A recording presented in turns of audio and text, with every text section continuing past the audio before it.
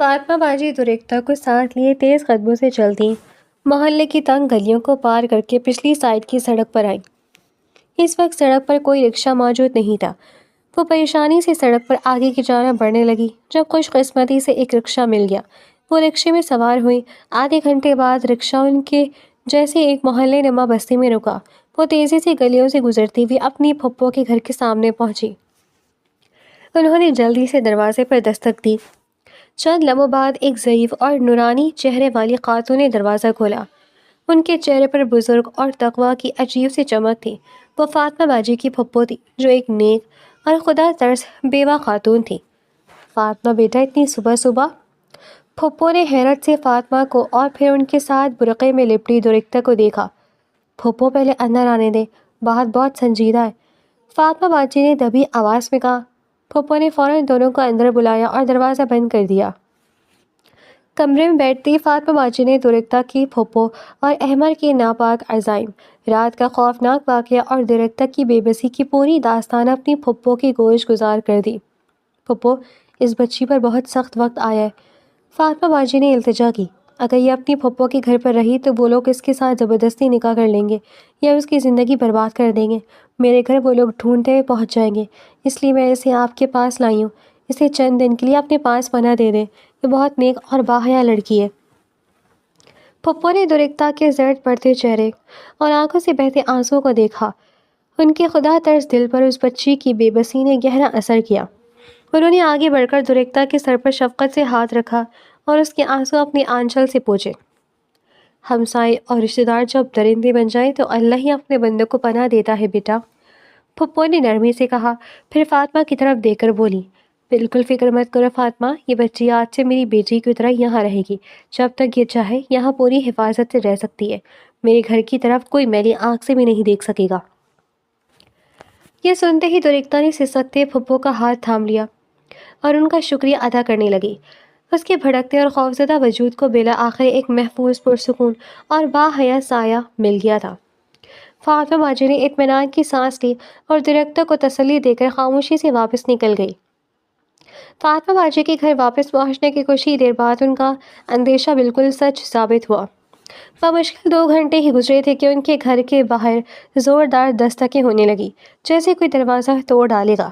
فاطمہ باجی نے چہرے پر سکون اور سنجیدگی کا تاثر جمایا، اپنے دوپٹے کو اچھی طرح اوڑھا اور جا کر مرکزی دروازہ کھولا۔ سامنے احمر، جس کے سر پر پٹی بندھی ہوئی تھی اور چہرے پر وحشت تھی، اپنی ماں کے ساتھ کھڑا تھا۔ احمر کی ماں کے تیور غصے اور تیش سے سرخ ہو رہے تھے۔ کہاں ہے وہ؟ کہاں چھپائے تم نے درختہ کو؟ پھپھو نے فاطمہ باجی کو پرے دھکیلتے ہوئے غصے سے چیخ کر کہا اور بغیر اجازت سیدھی صحن میں گھس آئی۔ احمر بھی خونخوار نظروں سے چاروں طرف دیکھتا ہوا اندر داخل ہوا۔ ہمیں معلوم ہے وہ یہاں آئی ہے، وہ اور کہاں جائے گی؟ تمہارے علاوہ اس کا اس شہر میں کون ہے؟ سچ سچ بتاؤ، کہاں ہے وہ؟ فاطمہ باجی نے اپنی جگہ پر پرسکون کھڑے رہتے ہوئے انتہائی سخت اور ناگوار لہجے میں کہا، یہ کیا بدتمیزی ہے؟ آپ لوگ یوں بلا اجازت کسی کے گھر میں کیسے گھس آئے ہیں؟ اور کس کی بات کر رہے ہیں آپ لوگ؟ درختہ میرے پاس کیوں آئے گی؟ وہ کہاں ہے؟ ڈرامے مت کرو فاطمہ، پھپھو نے ہاتھ نچا کر کہا، وہ صبح سے گھر سے غائب ہے اور اپنے ساتھ اپنا سامان بھی لے گئی ہے۔ مدرسے میں تم اس کی معلمہ ہو، وہ سیدھی تمہارے پاس ہی آئی ہوگی۔ اگر تم نے اسے چھپایا تو سن لو، پولیس کیس کر دیں گے ہم تم پر۔ پولیس کیس تو آپ پر ہونا چاہیے کہ آپ کی وجہ سے ایک بے سہارا بچی گھر چھوڑنے پر مجبور ہو گئی۔ فاطمہ باجی نے ان کی آنکھوں میں آنکھیں ڈال کر دندان شکن جواب دیا، مجھے نہیں معلوم وہ کہاں ہے، وہ میرے پاس بھی نہیں آئی اور نہ ہی مدرسے آئی ہے۔ ہمیں تمہاری باتوں پر بالکل اعتبار نہیں ہے، احمد غصے میں پھنکارا۔ ہم پورا گھر چیک کریں گے۔ ضرور کیجیے، فاطمہ باجی نے راستہ چھوڑتے ہوئے چیلنجنگ انداز میں کہا، دیکھ لیں پورا گھر، اور اگر وہ نہ ملی تو خاموشی سے یہاں سے باہر نکل جائیے گا۔ احمد اور اس کی ماں وحشیوں کی طرح گھر کے دونوں کمروں، کچن اور یہاں تک کہ باتھ روم میں بھی گھس گئے۔ المعروفی طور پر الماریوں کے پیچھے اور بیڈ کے نیچے تک تلاشی لی، لیکن درختہ کا وہاں دور دور تک کوئی نام و نشان نہیں تھا، نہ ہی اس کا کوئی سامان یا ثبوت وہاں موجود تھا۔ پورا گھر چھان مارنے کے بعد احمد اور اس کی ماں کا منہ لٹک گیا۔ احمد نے غصے اور ناکامی کی شدت سے کمرے کی پرانی میز پر ہاتھ مارا، جبکہ اس کی ماں کے چہرے پر ہوائیاں اڑنے لگیں۔ مل گئی آپ کو درختہ؟ فاطمہ باجی نے برآمدے میں کھڑے ہو کر طنزیہ اور سرد لہجے میں پوچھا۔ اب اگر آپ کی تلاشی پوری ہو گئی ہو تو برائے مہربانی میرے گھر سے باہر نکلے، ورنہ محلے والوں کو اکٹھا کرنے میں مجھے 1 منٹ بھی نہیں لگے گا۔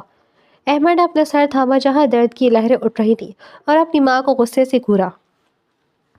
پھپھو نے بھی ناکامی کے ساتھ جلی کٹی نظروں سے فاطمہ باجی کو دیکھا اور اپنے بیٹے کے ساتھ لیے بڑبڑاتی ہوئی بددعائیں دیتی ہوئی گھر سے باہر نکل گئیں۔ فاطمہ باجی نے فوراً آگے بڑھ کر دروازہ بند کیا، اندر سے کنڈی چڑھائی اور گہری اطمینان بخش سانس لے کر اپنے رب کا شکر ادا کیا۔ احمد اور اس کی ماں ناکامی کی دھول چاٹتے ہوئے واپس گھر پہنچے۔ گھر کے صحن میں قدم رکھتے احمد نے غصے اور طیش کے عالم میں سامنے پڑی لکڑی کی کرسی کو زوردار لات ماری، جو دیوار سے ٹکرا کر ٹوٹ گئی۔ میں پولیس کے پاس جا رہی ہوں، پھپھو نے بدحواسی میں اپنا چادر درست کرتے ہوئے کہا۔ پولیس میں رپورٹ درج کرواتی ہوں کہ وہ لڑکی میرے بیٹے کا سر پھاڑ کر گھر کا قیمتی سامان لے کر بھاگ گئی ہے۔ احمد نے اپنا سوجا ہوا سر تھاما اور غصے سے دھاڑا۔ امی، خدا کے لیے اپنی اس عقل پر ماتم کریں۔ پولیس کے پاس جائیں گی، کیا بتائیں گی انہیں کہ رات کے اندھیرے میں آپ کا بیٹا اس کے کمرے کی کھڑکی توڑ کر اندر گھسا تھا؟ اگر پولیس نے درختہ کو تلاش کر لیا اور درختہ نے پولیس کو سب بتا دیا، میرے سر پر پڑے زخم دیکھ کر پولیس سب سے پہلے مجھے ہتکڑی لگائے گی۔ کیس ہم پر بنے گا، اس پر نہیں۔ ماں نے احمد کی بات سنی تو ان کے قدم وہیں جم گئے۔ چند لمحوں کی خاموشی کے بعد ان کے چہرے پر خوف اور فکر کی رمق تیرنے لگی۔ یا اللہ، تو پھر وہ کہاں گئی ہوگی؟ پھپھو نے پریشانی سے اپنے ہاتھ مسلنا شروع کر دیے۔ ان کی ممتا سے زیادہ بدنامی کا خوف جاگ اٹھا تھا۔ انجان چہرے باپ کا انتقال ہو چکا ہے، اس بچی کا اس شہر میں اور کوئی ٹھکانہ بھی نہیں ہے۔ کہاں جائے گی وہ؟ خدا نہ خواستہ اس کے ساتھ کچھ غلط نہ ہو جائے۔ بس کرے امی، اپنی جھوٹی ہمدردیاں اپنے پاس رکھیں۔ احمد نے شدید ناگواری سے برا سا منہ بنایا۔ وہ کوئی دودھ پیتی بچی نہیں ہے۔ لچن دیکھے ہیں اس کے؟ سر پھاڑ کر بھاگی ہے میرا، اور اب تو اس کی 80 لاکھ بھی گئے۔ آپ یہاں بیٹھ کر اس کے لیے روتی رہیں، میں ذرا دیکھوں وہ اپنے ساتھ کیا کیا لے کر بھاگی ہے۔ احمد پیر پٹکتا ہوا درختہ کی کمرے کی طرف بڑھا۔ کمرے کا دروازہ اد کھلا تھا۔ اس نے غصے سے الماری کے دراز کھولے کپڑے ادھر ادھر پھینکے اور بیڈ کی چادر کھینچ کر نیچے گرائی۔ وہ تلاشی لے ہی رہا تھا کہ بیڈ کے نیچے سائڈ ٹیبل کے پاس اس کی نظر ایک سیاہ رنگ کی چیز پر پڑی۔ اس نے جھک کر دیکھا تو وہاں درختہ کا فون پڑا ہوا تھا، جو وہ صبح کی بدحواسی اور جلد بازی میں وہیں بھول گئی تھی۔ احمد نے فون اٹھایا، اس کے لبوں پر ایک خبیث اور مکرانہ مسکراہٹ پھیل گئی۔ فون؟ احمد نے چمکتی آنکھوں سے فون کو دیکھا اور ماں کو آواز دی۔ اماں، ذرا یہاں آئیں، نوابزادی جلد بازی میں اپنا فون یہیں چھوڑ کر بھاگی ہے۔ اب دیکھتے ہیں یہ بغیر فون کے اس انجان شہر میں کتنے دن اور کہاں چھپتی ہے۔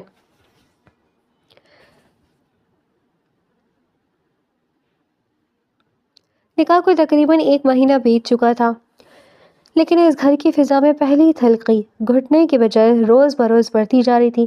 زہرا کے دل میں آلیان کے لیے کوئی نرمی پیدا ہوئی تھی، اور نہ ہی آلیان کے غرور نے اسے زہرا پر اپنی مرضی مسلط کرنے سے روکا تھا۔ آج صبح آلیان کمرے میں داخل ہوا تو اس کے قدم وہیں جم گئے۔ سامنے زہرا سیاہ برقعے میں ملبوس چہرے پر نقاب درست کر رہی تھی۔ برقعے کی سیاہی میں اس کی صرف غزال سی آنکھیں نمایاں ہو رہی تھیں، سحر انگیز بے باک اور سچی آنکھیں۔ آلیان چند لمحوں کے لیے مبہوت ہو کر رہ گیا۔ اس کا دل ایک پل کو دھڑکنا بھول گیا۔ اس نے بے ساختہ زہرا کی طرف قدم بڑھائے۔ زہرا کی ان آنکھوں کو دیکھ کر اس کے ذہن میں پرانی یادوں کا طوفان امڑ آیا۔ یہی تو وہ زہرا تھی جس کی ایک جھلک کے لیے وہ تڑپتا تھا، جس سے اس نے بے پناہ محبت کی تھی۔ محبت کا وہ پرانا احساس ایک پل کے لیے اس کے سخت گیر پر حاوی ہونے لگا۔ آلیان! زہرا کی سرد اور سخت آواز فضا میں گونجی تو آلیان جھٹکے سے ہوش کی دنیا میں واپس آیا۔ اس کا خواب ٹوٹا اور سامنے وہی تلخ حقیقت کھڑی تھی۔ مجھے اپنے باپ کے گھر جانا ہے، زہرا نے دو ٹوک اور تحکمانہ لہجے میں اپنا مطالبہ سامنے رکھا۔ آلیان نے تیوری چڑھائی، اس کے چہرے کی نرمی فوراً غائب ہو گئی۔ اس وقت؟ زہرا، تم جانتی ہو وہاں کے حالات ٹھیک نہیں ہیں، تمہیں ابھی وہاں نہیں جانا چاہیے۔ میں آپ سے اجازت نہیں مانگی، اس سے بتا رہی ہوں۔ زہرا اپنی ضد پر اڑ گئی۔ مجھے ہر حال میں آج ہی اپنے گھر جانا ہے اور آپ مجھے نہیں روک سکتے۔ آلیان نے اسے سمجھانے کی ناکام سی کوشش کی، لیکن زہرا کے تیور بتا رہے تھے کہ وہ 1 انچ بھی پیچھے نہیں ہٹے گی۔ اس کی ناقابل برداشت ضد کے آگے بالآخر آلیان کو جھکنا ہی پڑا۔ اس نے گہری سانس خارج کی۔ ٹھیک ہے۔ آلیان نے اپنی کوٹ کا بٹن بند کرتے ہوئے کہا، چلو میرے ساتھ۔ وہ کمرے سے باہر نکلنے کے لیے آگے بڑھا تو زہرا کے قدم وہیں رک گئے۔ میں آپ کے ساتھ نہیں جاؤں گی، زہرا نے تنبیہی انداز میں کہا۔ میں ڈرائیور کے ساتھ جا رہی ہوں، آپ کو تکلیف اٹھانے کی ضرورت نہیں ہے۔ آلیان مڑا، اس نے زہرا کو سر سے پاؤں تک دیکھا اور سرد لہجے میں بولا، ڈرائیور تمہیں وہاں نہیں لے جائے گا اور نہ ہی وہ تمہیں سنبھال سکے گا، تمہیں میری ضرورت پڑے گی۔ زہرا نے حقارت سے ہنس کر نقاب کے پیچھے سے اسے گھورا۔ میں کوئی چھوٹی بچی نہیں ہوں آلیان، جو مجھے کسی کی ضرورت پڑے گی یا کوئی مجھے سنبھالے گا۔ میں اپنا اچھا برا خود سمجھ سکتی ہوں۔ آلیان نے اس کی بات کا کوئی جواب نہیں دیا۔ اس نے زہرا کی طنز کو مکمل نظر انداز کیا، اس کا بازو نرمی مگر مضبوطی سے تھاما اور خاموشی سے اسے اپنے ساتھ گاڑی کی طرف لے جانے کے لیے باہر کی جانب بڑھ گیا۔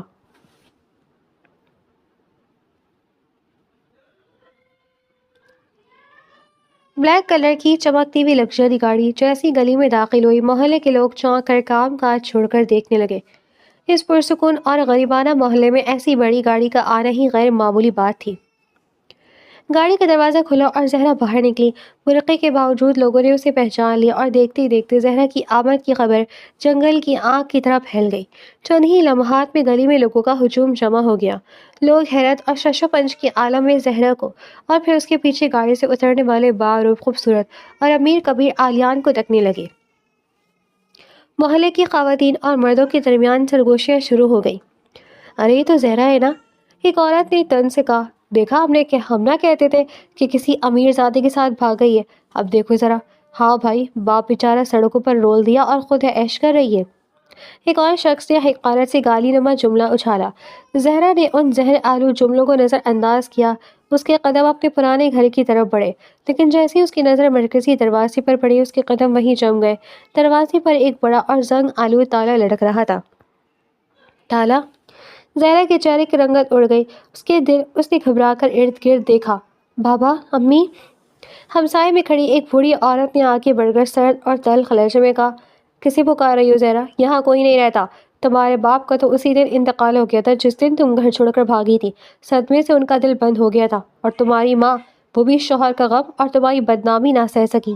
چند دن پہلے وہ بھی چل بسی، اور رہی وہ بیچاری درکتا تو اس کی پھپھو سے اپنے ساتھ لے گئی، پورا گھر اجاڑ کر۔ اب کس کا حال پوچھنے آئی ہو؟ بابا، امی؟ زہرا کے سر پر جیسے آسمان آ گرا۔ دنیا اس کی آنکھوں کے سامنے گھومنے لگی۔ اس کی ٹانگوں نے جواب دے دیا، اس کا دم گھٹنے لگا، آنکھوں کے آگے اندھیرا چھا گیا۔ وہ نیچے گرنے والی تھی کہ آلیان نے آگے بڑھ کر فوراً اسے اپنی باہوں میں تھام لیا۔ زہرا آلیان کے سینے سے لگی بری طرح سے پھوٹ پھوٹ کر رو پڑی۔ اس کی دردناک سسکیاں حلق میں گھٹنے لگیں۔ محلے کے لوگ اب بھی اس پر رحم کھانے کے بجائے حقارت سے گھور رہے تھے اور انگلیاں اٹھا رہے تھے۔ دیکھو ذرا بے حیائی، باپ ماں کو مار کر اب آلیان کے سینے سے لگ کر رو رہی ہے۔ اس کا مطلب اس کا آلیان سے بہت پرانا تعلق تھا۔ دونوں شرابت کا ڈرامہ کرتے تھے محلے میں۔ بند کرو اپنے یہ نجس منہ۔ آلیان کی سخت آواز نے پورے محلے کو خاموش کروا دیا۔ اس کے چہرے پر اتنی وحشت اور غصہ تھا کہ بولنے والوں کی زبانیں تالو سے چپک گئیں۔ آلیان نے زہرا کو اپنے ہاتھ کے مضبوط حصار میں لے رکھا اور اپنی خونخوار نظریں ہجوم پر جمائیں۔ اگر کسی ایک نے بھی میری بیوی کے خلاف ایک اور لفظ نکالا تو میں اس پورے محلے کی اینٹ سے اینٹ بجا دوں گا۔ آلیان کا ایک ایک لفظ زہر میں بچا ہوا تھا اور حتمی تھا۔ یہ زہرا آلیان حیدر کی عزت ہے، اس کا نکاح ہوا ہے مجھ سے۔ اب اگر کسی نے اس پر کیچڑ اچھالنے یا انگلی اٹھانے کی ہمت کی تو اس کا انجام وہ اپنی نسلوں تک یاد رکھے گا۔ آلیان کا روپ اور دھمکی ایسی تھی کہ تمام لوگ خوف سے خاموش ہو کر پیچھے ہٹ گئے۔ آلیان نے نڈھال سسکتی ہوئی زہرا کو اپنی آغوش میں اٹھایا، اسے گاڑی کی سیٹ پر بٹھایا اور خود گاڑی میں بیٹھنے لگا۔ آلیان جیسی زہرا کو گاڑی کی طرف لے جانے لگا، ہجوم میں سے ایک اور بد زبان شخص آگے بڑھا اور طنزیہ قہقہ لگاتے بولا، اوہو نواب صاحب، بیوی بیوی کیا کر رہے ہو؟ ذرا ہوش کے ناخن لو۔ تمہاری اس پاک دامن بیوی کا عاشق بھی آیا تھا کچھ دن پہلے یہاں اسے ڈھونڈتے ہوئے، وہ بھی کوئی تم جیسا امیر زادہ ہی تھا۔ ہم تو اسے شریف اور باحیا سمجھتے تھے، پر یہ تو ایک ساتھ اپنے پیچھے کتنے مرد لگائے پھرتی ہے۔ زناٹے دار تھپڑ۔ اس سے پہلے کہ وہ شخص اپنی بات پوری کر پاتا، آلیان کی بھاری مٹھی اس کے چہرے پر جا پڑی۔ تھپڑ کی شدت اتنی خوفناک تھی کہ وہ شخص لڑکھڑا کر سیدھا سڑک پر جا گرا اور اس کے ہونٹ سے خون جاری ہو گیا۔ اپنی زبان سنبھال کر بات کر، ورنہ اگلی بار تیری زبان تیرے حلق سے کھینچ لوں گا، آلیان نے غصے سے کہا۔ لوگ خود سے آلیان کو دیکھنے لگے، حیران بھی تھے کہ اس غریب لڑکی کے پاس اتنی دولت کہاں سے آ گئی۔ زہرا جو پہلے اپنے ماں باپ کی موت کی خبر سن کر جیتے جی مر چکی تھی، ایک پتھر بنے وجود کے ساتھ خاموشی سے یہ سب دیکھتی رہی۔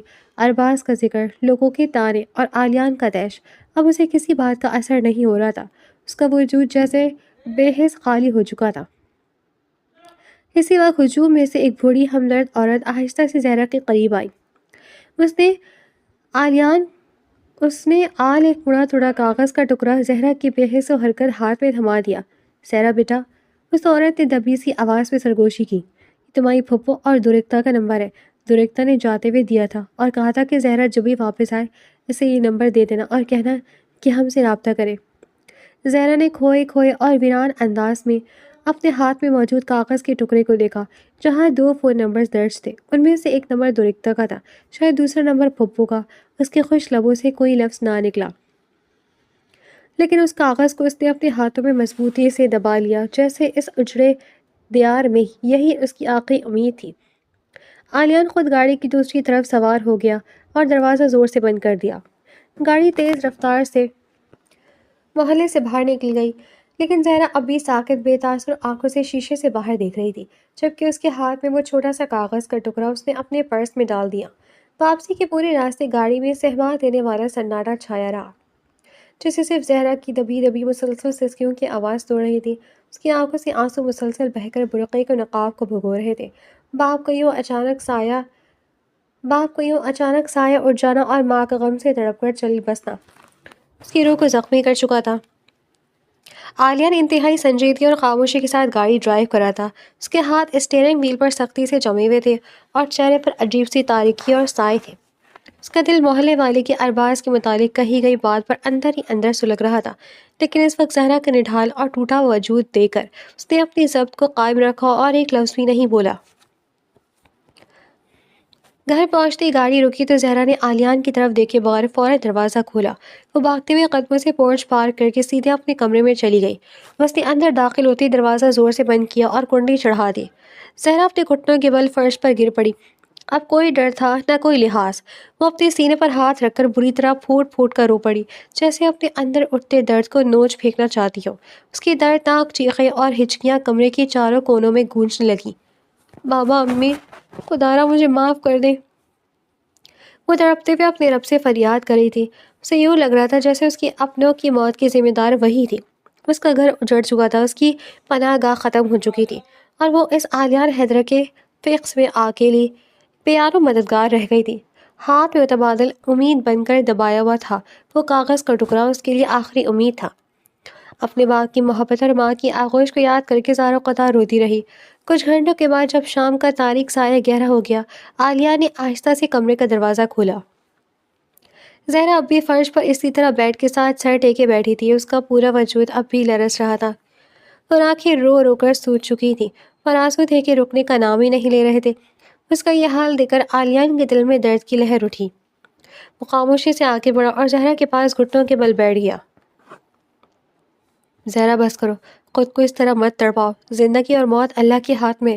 اگر ایسا کچھ نہ ہوتا تب بھی تمہارے ماں باپ اسی مقررہ وقت پر فوت ہوتے۔ عالیہ نے ہمدردی سے اپنا ہاتھ اس کے کندھے پر رکھا اور اسے چپ کروانے کی کوشش کی، لیکن زہرا نے جھٹکے سے اس کا ہاتھ پرے جھڑک دیا۔ اس کے اندر کا دکھ جنون کی صورت اختیار کر چکا تھا۔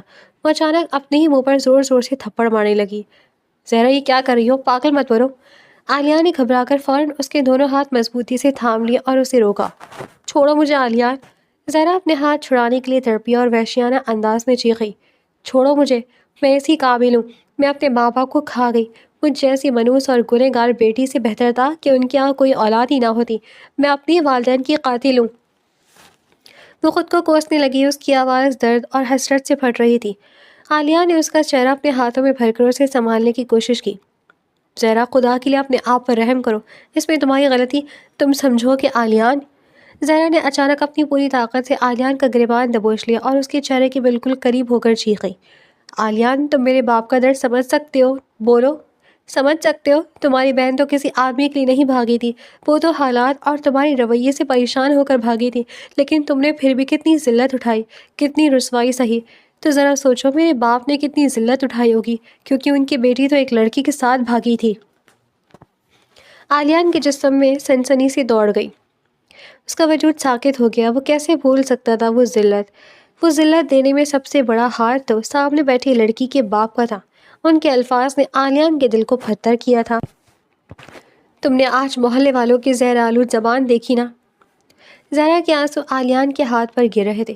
انہوں نے میرے بابا کو بھی ایسے ہی جملے کسے ہوں گے، ان کی عزت کا جنازہ نکالا ہوگا۔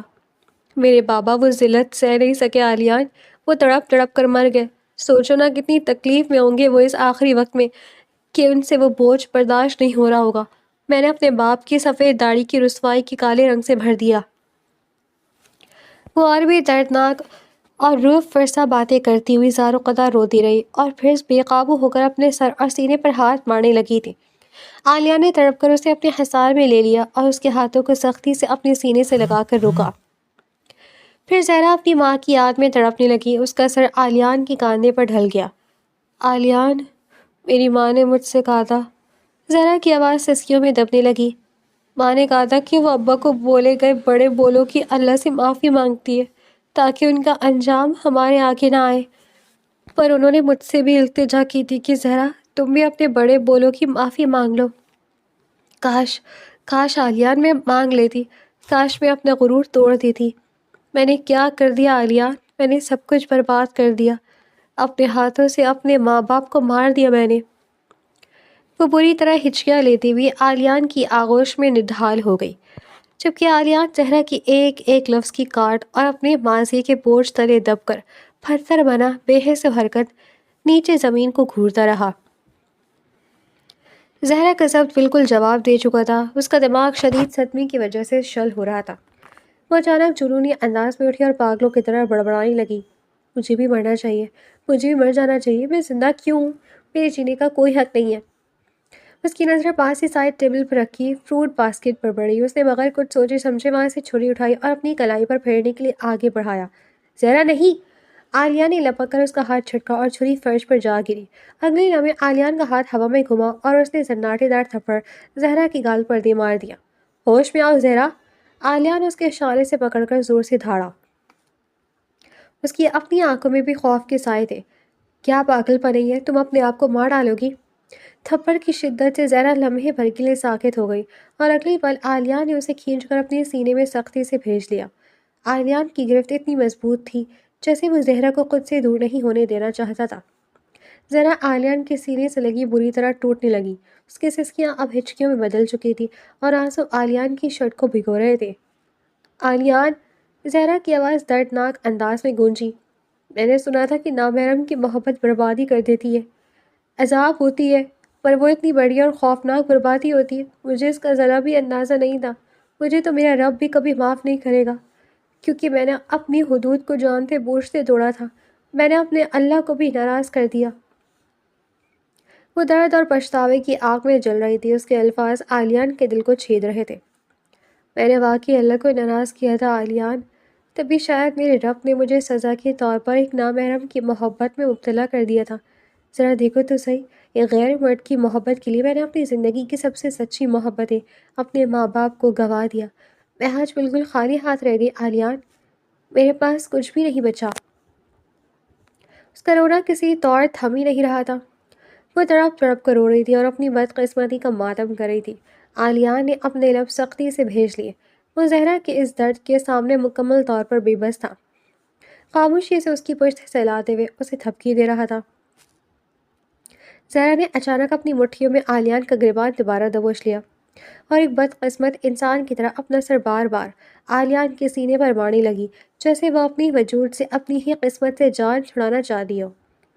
عالیہ نے کوئی اعتراض نہ کیا، اس نے بس زہرا کے سر پر اپنا ہاتھ رکھ کر اس کے سر کو اپنے دل کی دھڑکنوں کے پاس روک لیا اور اسے اس تاریک رات میں ٹوٹتے ہوئے دیکھتا رہا۔ روتے روتے زہرا کی ہچکیاں آہستہ آہستہ مدھم پڑنے لگیں۔ مسلسل کرب، پچھتاوے اور چیخو پکار نے اس کے اندر کی تمام طاقت نچوڑ لی تھی۔ اس کی سسکیوں کا سلسلہ دھیما ہوا اور شدید تھکن کے باعث اس کے ذہن پر غنودگی کا سایہ چھانے لگا۔ وہ عالیان کے سینے پر سر رکھے نڈال ہو چکی تھی۔ عالیان نے نہایت احتیاط سے اسے اپنی آغوش میں اٹھایا اور بیڈ پر لٹا دیا۔ اس نے نرمی سے زہرا کا برقع اور نقاب الگ کیا، اس پر چادر درست کی اور خود اس کے برابر میں بیٹھ گیا۔ عالیان کی انگلیوں نے زہرا کے بکھرے بھیگے بالوں کو سنوارنا شروع کیا اور وہ آہستہ آہستہ اس کا سر سہلانے لگا۔ کچھ ہی دیر میں زہرا گہری لیکن بے سکون نیند کی آغوش میں چلی گئی۔ زہرا کے سو جانے کے بعد بھی عالیان کافی دیر تک وہیں بیٹھا رہا اور زہرا کے چہرے کو تکتا رہا۔ رو رو کر اس کی پلکیں بھیگی ہوئی تھی اور سوجی ہوئی لال آنکھوں کے ارد گرد تھکن کے سائے تھے۔ گالوں پر آنسوؤں کے سوکھے ہوئے نشانات صاف نمایاں تھے۔ آج پہلی بار عالیان کے اندر کا سخت انسان یکسر پگھل چکا تھا۔ اسے زہرا کی بے انتہا تکلیف کا احساس ہو رہا تھا۔ یہ احساس کہ اچانک اپنے ماں باپ، اپنا گھر اور اپنا سب کچھ کھو دینے کا درد آخر کیسا ہوتا ہے۔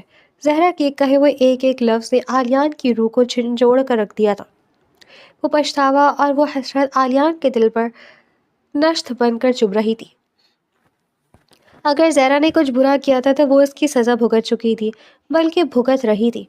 عالیہ نے گہری اور بھاری سانس خارج کی اور آہستہ سے نیچے جھکا اور زہرا کے سوجے ہوئے بھیگے ماتھے پر محبت اور ہمدردی سے لب رکھ دیے۔ اس نے ایک آخری بار تھکی ہوئی اور اجڑی ہوئی زہرا کو دیکھا اور پھر خاموش قدموں سے کمرے سے باہر نکل کر دروازہ بند کر دیا۔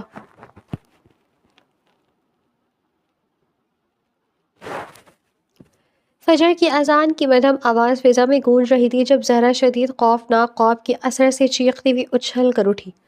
اس کا جسم پسینے میں شرابور تھا اور سانسیں بری طرح پھول رہی تھی۔ کمرے کے ایک کونے میں صوفے پر عالیان پہلے سے موجود تھا۔ اس کے ایک ہاتھ میں ڈیجیٹل بک تھی جس پر وہ ٹریڈرز سیٹ کر رہا تھا۔ زہرا کی چیخنے کی آواز سن کر اس نے فوراً وہ ایک طرف رکھا اور پیشانی سے زہرا کی طرف بڑھا۔ زہرا کیا ہوا؟ عالیہ نے اس کی طبیعت پوچھتے ہوئے نرمی سے اس کا ہاتھ تھاما، لیکن زہرا شدید گھبرائی ہوئی اور سہمی ہوئی تھی۔ عالیان، میں نے درکتا کو دیکھا۔ زہرا کی آواز خوف سے کانپ رہی تھی، آنکھوں میں سائے تیرے تھے۔ وہ ایک بہت گھنے اور تاریک جنگل میں بھاگ رہی تھی اور اس کے پیچھے خون خوار بھیڑیے لگے ہوئے تھے۔ وہ تڑپ کر مجھے پکار رہی تھی۔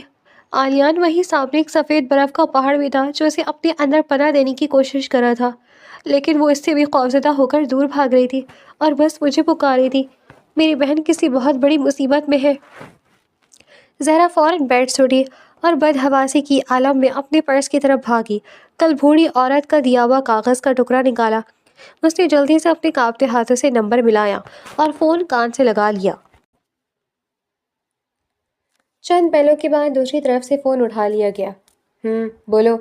احمد کی زہر آلود آواز ابھری۔ درکتا پھپھو؟ زہرا نے جلدی سے پوچھا۔ احمد نے زہرا کی آواز پہچانتے ہی خبیث قہقہ لگایا۔ او، تو نواب زادی زہرا بول رہی ہیں؟ کسے فون ملا رہی ہو؟ اپنی اس لچن دار بہن درکتا کو؟ وہ تو بھاگ گئی اپنے کسی عاشق کے ساتھ۔ جھوٹ، بالکل جھوٹ، زہرا چیخی۔ اس کی آنکھوں سے آنسو جاری ہو گئے۔ درکتا ایسا کبھی نہیں کر سکتی، وہ بہت باحیا ہے۔ میری بات کرواؤ، درکتا کہاں ہے؟ اس کا فون تمہارے پاس کیا کر رہا ہے؟ کیوں نہیں کر سکتی؟ احمد نے تن سے ہنستے ہوئے پوچھا۔ آخر تمہاری ہی تو بہن ہے، خون تو ایک ہی ہے نا تم دونوں کا۔ اسی وقت پھپھو نے احمد کے ہاتھ سے فون جھپٹ لیا اور زہرا پر کوسنے اور تانوں کی بارش کر دی۔ سن لیا تو نے زہرا، تیری بہن بھی تیرے نفس کے قدم پر چل گئی۔ اپنے باپ کو تو تم دونوں مل کر کھا گئی اور اب وہ کل فجر کے وقت گھر سے بھاگ گئی۔ ہم نے پورا شہر چھان مارا پر اس کا کوئی پتہ نہیں۔ رول دیا تم دونوں بہنوں نے، ہمارے خاندان کو بدنامی کی کھائی میں انڈیل دیا، کسی کو منہ دکھانے کے قابل بھی نہیں رہے۔ پھپھو نے غصے میں فون کاٹ دیا۔ درکتا کے واقعی گھر سے غائب ہونے کی تصدیق نے زہرا کے پیروں تلے سے زمین نکال دی۔ نہیں۔ زہرا کا فون ہاتھ سے چھوٹ کر نیچے گر گیا۔ وہ زاروں قدار روتی ہوئی عالیان کی طرف پڑی۔ عالیان، درکتا مشکل میں ہے، وہ کسی لڑکے کے لیے نہیں بھاگی، وہ مصیبت میں ہے۔ زہرا عالیان کے پاس آئی اور اس کے قدموں میں گھٹنوں کے بل بیٹھ گئی۔ اس نے عالیان کا ہاتھ اپنے دونوں ہاتھوں میں تھام لیا اور روتے ہوئے التجا کرنے لگی۔ عالیان، خدا میری بہن کو ڈھونڈ لو، میں تمہارے آگے ہاتھ جوڑتی ہوں، تم مجھے جو بھی سزا دو گے میں قبول کروں گی، تم جو بولو گے میں وہی کروں گی، تمہاری ہر بات مانوں گی، بس میری درکتا کو محفوظ ڈھونڈ نکالو۔ عالیہ نے سسکتی ہوئی زہرا کو بازوؤں سے تھام کر اٹھانا چاہا۔ اس کے چہرے پر سنجیدگی اور الجھن کی رمق واضح تھی۔ ٹھیک ہے زہرا، سنبھالو اپنے آپ کو، عالیہ نے اسے حوصلہ دیتے ہوئے کہا۔ میں اسے ڈھونڈنے کی کوشش کرتا ہوں، لیکن مجھے یہ سمجھ نہیں آ رہا کہ اسے آخر ڈھونڈنا کیوں ہے۔ تم نے ہی تو کہا تھا کہ وہ تمہاری پھپھو کے پاس محفوظ ہے۔ زہرا نے آنسوؤں سے بھیگا چہرہ اٹھایا اور ہچکچاتے لہجے میں بتایا۔ عالیان، فون احمد نے اٹھایا تھا، اس نے اور پھپھو نے بتایا کہ درکتا کل فجر کے وقت گھر چھوڑ کر کہیں غائب ہو چکی ہے اور احمد تانا دے رہا تھا کہ وہ اپنے کسی عاشق کے ساتھ بھاگ گئی ہے۔ یہ سنتے ہی عالیان کی تیوری چڑھ گئی۔ تو پھر اس میں غیر متوقع کیا ہے زہرا؟ ممکن ہے وہ بھی کسی سے محبت کرتی ہو اور حالات سے تنگ آ کر اس کے ساتھ نکل گئی ہو۔ نہیں عالیان، زہرا نے زور سے اپنا سر نفی میں ہلایا اور بے ساختہ اپنی آنکھیں میچ لیں۔ اس کے خشک لبوں سے ایک ایسا سچ نکل گیا جس نے فضا کو ساکت کر دیا۔ وہ کسی اور سے محبت نہیں کر سکتی کیونکہ جس سے وہ محبت کرتی تھی وہ تم تھے۔ آلیان کے ہاتھ زہرا کے شانے پر منجمد ہو گئے۔ وہ انتہائی حیرت اور صدمے سے زہرا کے چہرے کو تکنے لگا، جیسے اسے اپنے کانوں پر یقین نہ آ رہا ہو۔ کیا؟ آلیان کے منہ سے بمشکل ایک لفظ نکلا۔ ہاں آلیان۔ زہرا نے تڑپ کر اس کے آگے دوبارہ ہاتھ جوڑ دیے۔ اس کی التجا میں اب اور زیادہ درد شامل ہو چکا تھا۔ وہ تم سے محبت کرتی تھی۔ اس نے اپنی خاموش محبت کو اپنے اندر ہی مار دیا تھا۔ وہ اتنی باحیا اور خوددار ہے کہ وہ کسی لڑکی کے ساتھ کبھی نہیں بھاگ سکتی۔ وہ یقیناً پھپھو اور احمد کے کسی عمل کی وجہ سے اپنی حفاظت کے لیے وہاں سے بھاگی ہے۔ وہ بہت بڑی مصیبت میں آلیان۔ زہرا زار و قطار روتے ہوئے اس کی منتیں کرنے لگی۔ خدا رو اسے ڈھونڈ لو آلیان، میں تمہارے پاؤں پڑتی ہوں۔ وہ میری آخری سانس، میری اکلوتی بہن ہے۔ تم اسے صحیح سلامت واپس لے آؤ، میں زندگی بھر تمہاری غلام بن کر رہوں گی۔ آلیان کچھ دیر تک گم سم زہرا کے چہرے اور اس کی التجا کو دیکھتا رہا۔ اس نے گہری سنگین سانس خارج کی اور زہرا کے ہاتھ اپنے ہاتھوں میں لے کر دبائے۔ بقا کی بھیک مت مانگو زہرا، عالیہ نے حتمی اور سخت لہجے میں کہا۔ میں درختہ کو ڈھونڈوں گا، اب وہ جہاں بھی ہوگی میں اسے تلاش کروں گا انشاءاللہ۔ عالیان کا اقرار سن کر زہرا کے بے قرار دل کو لمحے بھر کے لیے قرار آیا، جبکہ عالیان فوراً اپنا فون اٹھا کر اپنے آدمیوں اور ذرائع کو محترک کرنے کے لیے کمرے سے باہر نکل گیا۔ زہرا دعا کے لیے ہاتھ اٹھائے خاموشی سے اپنی ہتھیلیوں کو دیکھ رہی تھی۔ جب عالیان کمرے میں داخل ہوا، وہ بیڈ پر بیٹھ کر زہرا کی دعا ختم ہونے کا انتظار کرنے لگا۔ زہرا نے منہ پر ہاتھ پھیرتے ہوئے سوالیہ نظروں سے عالیان کو دیکھا۔ مجھے درختہ کی تصویر چاہیے، پولیس اسٹیشن میں دینی ہے۔ عالیان کی بات پر زہرا پریشان ہوئی۔ میرے پاس تو درختہ کی کوئی تصویر نہیں ہے اور میرے پاس تو میرا موبائل بھی نہیں ہے۔ زہرا کی بات پر عالیان پریشان ہوا۔ تصویر تو ضروری ہے ورنہ ہم درختہ کو کیسے ڈھونڈیں گے؟ کوئی تصویر تو ہوگی تمہارے پاس اس کی، کیا تمہارے گھر پر کوئی تصویر نہیں ہوگی؟ عالیان کے پوچھنے پر زہرا نے ہاں میں سر ہلایا۔ گھر پر ہوگی لیکن ابھی کی نہیں ہوگی، کچھ سال پہلے کی ہوگی جو اس نے کالج کے فارم کے لیے کھنچوائی تھی۔ عالیہ نے کھڑے ہونے کا اشارہ کیا۔ چلو پھر تمہارے گھر چلتے ہیں، وہاں سے تصویر بھی لے لیں گے، مجھے یقین ہے کہ وہ جلد مل جائے گی۔ عالیان کے کہنے پر زہرا نے نفی میں سر ہلایا۔ میں نہیں جاؤں گی وہاں، مجھے خوف آ رہا ہے۔ عالیہ نے گہری سانس لیا اور زہرا کو بازوؤں سے پکڑتے ہوئے اپنے مقابل کھڑا کیا۔ خود کو مضبوط کرو، لوگوں کو فیس کرنا سیکھو، لوگوں کی زبان کمی نہیں رکتی، زخموں پر نمک چھڑکنا لوگوں کا پسندیدہ عمل ہے، وہ زبان سے قتل کرتے ہیں، اپنی زبان کے ساتھ جنگلی کتے باندھ کے رکھتے ہیں جو ہر کسی کو کاٹتے ہیں۔ عالیہ نے یہ کہہ کر کمرے سے باہر نکلنے لگا تو زہرا نے اس کی کلائی تھام لی اور اس کے مقابل آئی۔ عالیان نے اسے خاموشی سے دیکھنے لگا۔ زہرا نے اپنے کانپتے ہاتھ عالیان کے سامنے جوڑ دیے۔ مجھے معاف کر دو عالیان، اور میرے ابا کو بھی معاف کر دو۔ ہم نے سترا اور تمہارے ساتھ بہت زیادتی کی تھی۔ اس وقت دینداری کا بھوت سوار تھا نا، ہم یہ سمجھنے لگے تھے کہ ہم سے زیادہ کوئی نیکی پر نہیں ہے۔ میرے ابا مر گئے تو ان کے لیے اپنے دل کو صاف کر لو، ان کے الفاظوں پر انہیں معاف کر دو۔ تم میرے ابا پر رحم کرو، اللہ تم پر رحم کرے گا۔ عالیہ نے گہری سانس لی لیکن خاموش رہا۔ میں جانتی ہوں کہ تمہیں بہت زخم پہنچے ہیں، میں تمہارا درد سمجھ سکتی ہوں، میں بھی آج اسی مقام پر کھڑی ہوں۔ یہ کہتے ہوئے زہرا کی آنکھ سے آنسو ٹوٹ کر گرے۔ عالیہ نے اس کے تھامے ہوئے ہاتھوں کو نیچے کیا۔ زہرا بے حسی سے اسے دیکھنے لگی کہ شاید وہ کوئی تسلی بخش جواب دے گا جس سے اس کے دل کو سکون مل جائے، لیکن عالیہ نے صرف اتنا کہا، برقع پہن کے باہر آؤ، ہمیں نکلنا ہے۔ میں نے اوپر بات کی، انہوں نے یقین دلایا کہ وہ کچھ ہی وقت میں درختہ کو ڈھونڈ لیں گے۔ یہ کہتی عالیان کمرے سے باہر نکل گیا۔ زہرا خاموش کھڑی رہ گئی۔ کچھ لمحے بعد اس نے آنسو صاف کیے، الماری کی طرف بڑھی، اپنا برقع نکالا اور تیار ہوئی اور پورچ میں آئی جہاں عالیان پہلے سے گاڑی موجود تھا۔ وہ خود بھی فرنٹ سیٹ پر بیٹھ گئی۔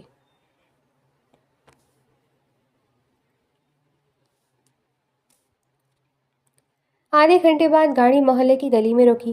ایک بار پھر زہرا کی موجودگی پر سر جھکانے لگے، لیکن اس بار کسی کی کچھ کہنے کی ہمت نہیں ہوئی۔ عالیہ نے گھر کی چابی طلب کی تو معلوم ہوا کہ چابی درختہ اپنے ساتھ لے کر گئی تھی۔